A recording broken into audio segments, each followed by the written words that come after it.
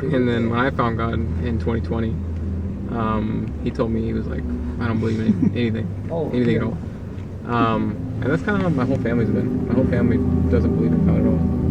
Recently, my brother has started to get into it. But it's really hard because my dad's really harsh about it. We know that the path that Jesus has, the Father has Jesus, the Son, on, is the path to glory through suffering and death and resurrection. It's a brutal, painful path that he's on. And at the end of that is all power and glory and dominion and might. But the path that he has to get there is submission, humiliation, suffering, and death.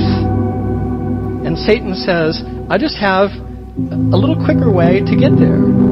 And a much easier way to get there. Oh, it's so much less painful. I mean, here you've been in the desert for 40 days. You've tasted a little bit of hunger.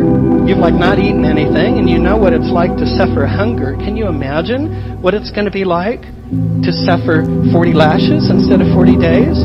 Can you imagine what it's going to be like to hang on a cross instead of being tired and hungry out in the wilderness?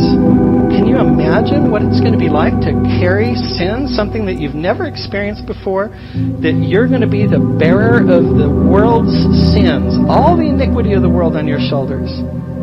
Now, isn't that interesting? Because in that way, he is living a human being as a perfect example of what it means for a human being to be completely dependent upon God's power.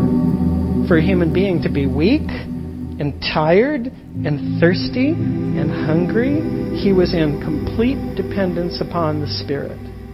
And that's true his entire life. There's never a time in his earthly existence that he's not living in complete dependence upon the Spirit.